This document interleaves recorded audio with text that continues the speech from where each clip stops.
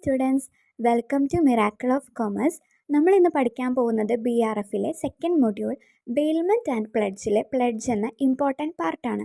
ഇത് essay question ആയിട്ടും 5 മാർക്കിൻ്റെ ക്വസ്റ്റ്യൻ ആയിട്ടൊക്കെ ചോദിക്കാറുള്ളതാണ്. വളരെ ഇമ്പോർട്ടൻ്റ് ആണ്. ശ്രദ്ധിച്ച് ക്ലാസ് മനസ്സിലാക്കാം കേട്ടോ. നമുക്ക് ക്ലാസ്സിലോട്ട് പോവാം. പ്ലെഡ്ജ് സെക്ഷൻ 172 പ്ലെഡ്ജ് ഡിഫൈൻ ചെയ്തിരിക്കുന്നത്. പ്ലെഡ്ജ് എന്ന് പറയുന്നത് ഒരു സ്പെഷ്യൽ കൈൻഡ് ഓഫ് ബെയിൽമെൻ്റ് ആണ്.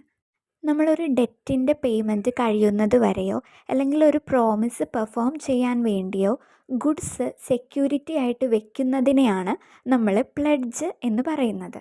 നമുക്ക് ഈസി ആയിട്ട് പറയാനാണെങ്കിൽ നമ്മൾ ഗോൾഡ് ലോണൊക്കെ എടുക്കില്ലേ, ഗോൾഡ് സെക്യൂരിറ്റി ആയിട്ട് വെച്ചിട്ട് നമ്മൾ ക്യാഷ് വാങ്ങിക്കില്ലേ, ഈ ക്യാഷ് നമ്മൾ തിരിച്ചു കൊടുത്താൽ എന്ത് കിട്ടും? നമ്മൾ സെക്യൂരിറ്റി ആയിട്ട് വെച്ച ഗോൾഡ് നമുക്ക് തിരികെ കിട്ടും. ഇതാണ് പ്ലെഡ്ജിൽ പറയുന്നത്.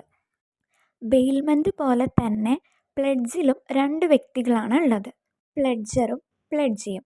പ്ലെഡ്ജർ എന്ന് പറഞ്ഞാൽ ബെയിലറിനെയാണ് നമ്മളിവിടെ പ്ലെഡ്ജർ എന്ന് പറയുന്നത്, ബെയിലീനെയാണ് നമ്മളിവിടെ പ്ലെഡ്ജി എന്ന് പറയുന്നത്.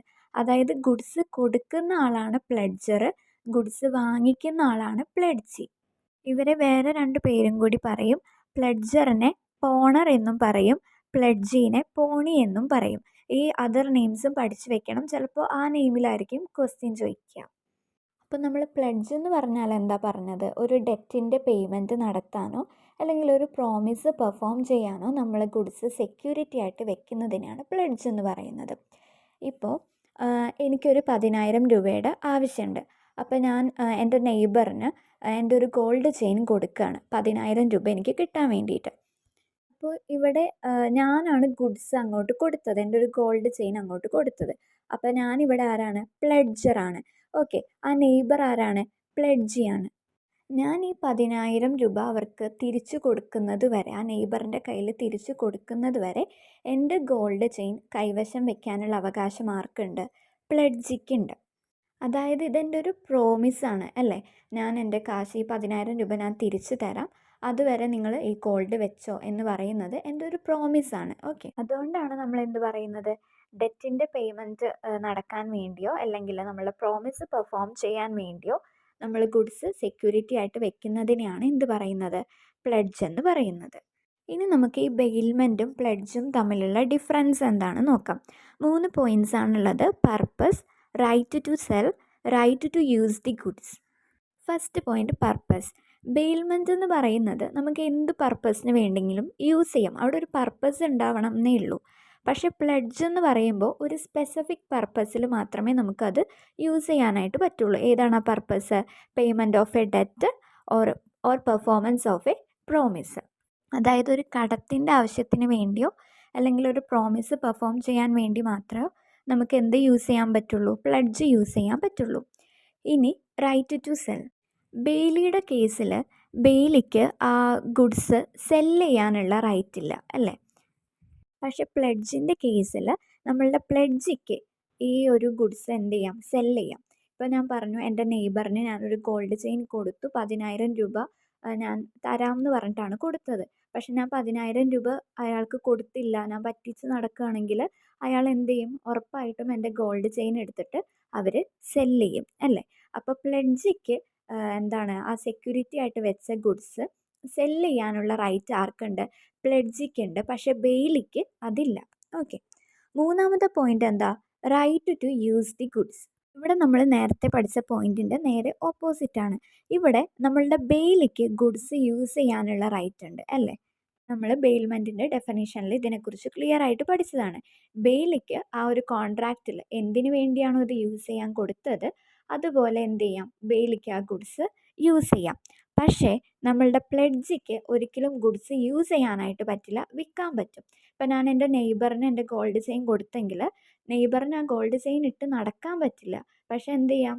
ഞാൻ എന്തെങ്കിലും ഡിഫോൾട്ട് ചെയ്താൽ നെയ്ബറിന് ആ ഗോൾഡ് ചെയിൻ എടുത്ത് വിൽക്കാൻ പറ്റും. ഓക്കെ, അപ്പോൾ ഈ ഡിഫറൻസ് എല്ലാവരും പഠിച്ചു വയ്ക്കുക. Purpose, right to sell, right to use the goods. പർപ്പസിൽ എന്താണ്? ബെയിൽമെൻറ്റ് നമുക്ക് ഏത് പർപ്പസിലും യൂസ് ചെയ്യാം. പ്ലെഡ്ജ് എന്ന് പറയുന്നത് ഒരു സ്പെസിഫിക് പർപ്പസിൽ മാത്രമേ നമുക്ക് യൂസ് ചെയ്യാൻ പറ്റുള്ളൂ. റൈറ്റ് ടു സെൽ എന്താ പറയുന്നത്? നമ്മളുടെ പ്ലെഡ്ജിക്ക് സെല്ല് ചെയ്യാനുള്ള റൈറ്റ് ഉണ്ട്, പക്ഷേ ബെയിലിക്ക് സെല്ല് ചെയ്യാനുള്ള റൈറ്റ് ഇല്ല. റൈറ്റ് ടു യൂസ് ദി ഗുഡ്സിൽ എന്താ പറയുന്നത്, ബെയിലിക്ക് ഗുഡ്സ് യൂസ് ചെയ്യാനുള്ള റൈറ്റ് ഉണ്ട്, പ്ലെഡ്ജിക്ക് എന്താണ് ഗുഡ്സ് യൂസ് ചെയ്യാനുള്ള റൈറ്റ് ഇല്ല. ഓക്കെ, അപ്പോൾ ഈ 3 പോയിന്റ് പഠിച്ചു വെക്കുക. റൈറ്റ്സ് ഓഫ് ദി പോണി അല്ലെങ്കിൽ റൈറ്റ്സ് ഓഫ് ദി പ്ലെഡ്ജി. പോണി അല്ലെങ്കിൽ പ്ലെഡ്ജി എന്ന് പറഞ്ഞാൽ ആരാന്നാ പറഞ്ഞേ, ഈ ഗുഡ്സ് കൈവശം വെക്കുന്ന ആളുകളെയാണ് നമ്മൾ പോണി അല്ലെങ്കിൽ പ്ലെഡ്ജി എന്ന് പറയുന്നത്. ഇവരുടെ റൈറ്റ്സ് എന്തൊക്കെയാണെന്ന് നോക്കാം. 4 റൈറ്റ്സ് ആണുള്ളത്. Right of retainer, right to extraordinary expenses, right of retainer for subsequent advances also, rights where പോണർ makes default. ഇതിൽ 4th പോയിന്റ് കുറച്ച് ഡീറ്റെയിൽ ആയിട്ട് പഠിക്കാം. അതുമാത്രം സെപ്പറേറ്റ് ആയിട്ട് 2 മാർക്കിനൊക്കെ ചോദിക്കാറുള്ളതാണ്. ഓക്കെ, റൈറ്റ് ഓഫ് റീറ്റെയ്നറിൽ പറയുന്നത് എന്താണെന്ന് വെച്ചാൽ, നമ്മുടെ പ്ലെഡ്ജിക്ക് ഈ ഡെറ്റിൻ്റെ പേയ്മെൻറ്റ് കഴിയുന്നത് വരെയോ അല്ലെങ്കിൽ ഈ പ്രോമിസ് പെർഫോം ചെയ്ത് കഴിയുന്നത് വരെയോ മാത്രമല്ല ഗുഡ്സ് കൈവശം വെക്കാനുള്ള അവകാശം. ഈ ഗുഡ്സ് അവർ സംരക്ഷിക്കുന്ന ടൈമിൽ അവർക്ക് എന്തെങ്കിലും ഇൻട്രസ്റ്റോ എന്തെങ്കിലും നെസസറി എക്സ്പെൻസോ ഫേസ് ചെയ്യേണ്ടി വന്നാൽ അതിൻ്റെ മേലെയും അവർക്ക് എന്തുണ്ട്, അവകാശമുണ്ട്. സെക്കൻഡ് പോയിൻറ്റും ഇതായിട്ട് കണക്ട് ചെയ്തിട്ടുള്ളതാണ്. Right to extraordinary expenses.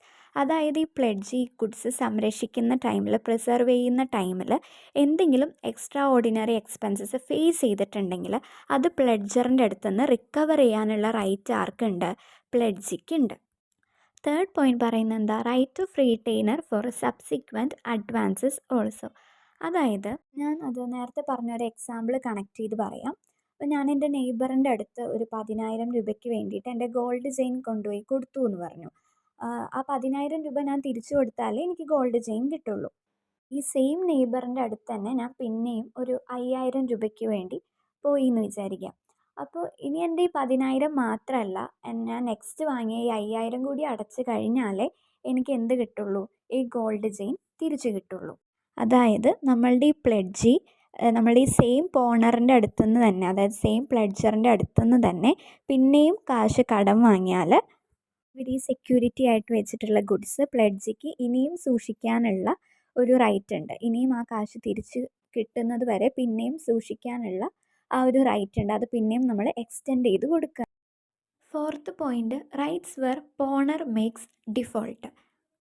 പോണർ അതായത് പ്ലെഡ്ജർ എന്തെങ്കിലും ഡിഫോൾട്ട് നടത്തിയാൽ പോണിക്ക് അതായത് പ്ലെഡ്ജിക്കുള്ള റൈറ്റ്സ് എന്തൊക്കെയാണെന്നുള്ളതാണ്. ഇത് 2 മാർക്സിന് ചോദിക്കാറുണ്ട്. അപ്പോൾ ഇതിൻ്റെ ഈ 3 സബ് പോയിൻറ്റ്സും നമ്മൾ എഴുതണം. എസ്സേക്ക് ചോദിക്കുമ്പോൾ പ്ലെഡ്ജ് എന്താണ്, ബെയിൽമെൻറ്റും പ്ലെഡ്ജും തമ്മിലുള്ള ഡിഫറൻസ് എന്താണ്, പോണിയുടെ റൈറ്റ്സ് എന്തൊക്കെയാണെന്നുള്ള 4 പോയിൻറ്റ്സും ഈ 4ാമത്തെ പോയിൻറ്റിൻ്റെ അടിയിലുള്ള ഈ സബ് പോയിൻറ്റ്സും എല്ലാം ഇൻക്ലൂഡഡ് ആക്കിയിട്ട് വേണം നമ്മൾ എസ്സേയിൽ എഴുതാൻ. ഓക്കെ, അപ്പോൾ നമുക്ക് 4th പോയിൻ്റ് എന്താണെന്ന് നോക്കാം. ഓക്കെ, ഇതിൽ പറയുന്നത് എന്താണെന്ന് വെച്ചാൽ, നമ്മളുടെ പ്ലെഡ്ജർ അവരുടെ പ്രോമിസ് കറക്റ്റായിട്ട് ചെയ്തില്ല, അല്ലെങ്കിൽ അവരുടെ ഡെറ്റ് പേയ്മെൻറ്റ് നടത്തിയില്ല. ഇത്ര സമയത്തിനുള്ളിൽ ഡെറ്റ് പേയ്മെൻറ്റ് നടത്താമെന്ന് പറഞ്ഞിരുന്നു, അത് നടത്തിയില്ല. ഇങ്ങനെയുള്ള കേസിൽ പ്ലെഡ്ജിക്ക് എന്തൊക്കെ റൈറ്റ്സ് ആണുള്ളത്?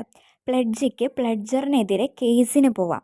രണ്ടാമത്തത് പറയുന്നത്, ഒരു റീസണബിൾ നോട്ടീസ് പ്ലെഡ്ജറിന് കൊടുത്തിട്ട് നമ്മുടെ കയ്യിലുള്ള ഗുഡ്സ് സെക്യൂരിറ്റി ആയിട്ട് വെച്ചിട്ടുള്ള ഗുഡ്സ് നമുക്ക് എന്ത് ചെയ്യാം, സെല്ല് ചെയ്യാം.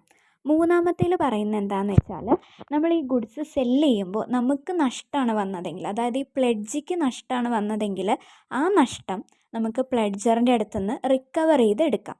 അതേപോലെ ഈ ഗുഡ്സ് വിൽക്കുന്ന സമയത്ത് എന്തെങ്കിലും സർപ്ലസ് കിട്ടിയിട്ടുണ്ടെങ്കിൽ അത് നമ്മൾ എന്ത് ചെയ്യണം, പ്ലെഡ്ജറിന് കൊടുക്കുകയും വേണം.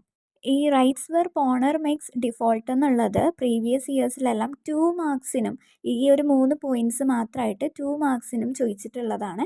അല്ലെങ്കിൽ ഈ പ്ലെഡ്ജ് മുഴുവനായിട്ട് നമ്മൾ എസ്സേ ചോദിക്കുമ്പോൾ ഇതെല്ലാം അതിൽ ഇൻക്ലൂഡ് ആക്കി എഴുതേണ്ടതാണ്. ഈ 3 പോയിൻറ്റ്സ് നമുക്ക് അറിയാവുന്ന കാര്യങ്ങൾ തന്നെയാണല്ലേ. നമ്മുടെ അടുത്തുനിന്ന് ഇപ്പോൾ ഒരാൾ കാശ് കടം വാങ്ങി പകരം അവരുടെ എന്തെങ്കിലും ഗോൾഡോ ഡയമണ്ടോ ബൈക്കോ എന്തെങ്കിലും നമുക്ക് ഒരു സെക്യൂരിറ്റി ആയിട്ട് തന്നു. അവർ നമുക്ക് കാശ് തിരിച്ച് തന്നില്ലെങ്കിൽ നമ്മൾ എന്ത് ചെയ്യും? ഒന്നില്ലെങ്കിൽ അവർക്കെതിരെ കേസിന് പോവും, അല്ലെങ്കിൽ ഗുഡ്സ് നമ്മൾ സെയിൽ ചെയ്യും. ഈ സെയിൽ ചെയ്യുമ്പോൾ നമുക്ക് നഷ്ടം വന്നാൽ നമ്മൾ ആ നഷ്ടം അവരുടെ അടുത്തുനിന്ന് വാങ്ങിക്കും. ഇനി എന്തെങ്കിലും ലാഭം കിട്ടിയാൽ നമ്മൾ എന്ത് ചെയ്യണം? അത് അവർക്ക് തിരിച്ചു കൊടുക്കണം, ആ ലാഭം അവർക്ക് തിരിച്ചു കൊടുക്കണം. ഓക്കെ, അങ്ങനെ കണക്ട് ചെയ്ത് പഠിച്ചാൽ മതി. ഇന്നത്തെ ക്ലാസ് എല്ലാവർക്കും മനസ്സിലായി എന്ന് വിചാരിക്കുന്നു. മനസ്സിലായാൽ ലൈക്ക് ചെയ്യുക, സബ്സ്ക്രൈബ് ചെയ്യുക, ഷെയർ ചെയ്യുക. നന്നായിട്ട് പഠിക്കുക. Thank you.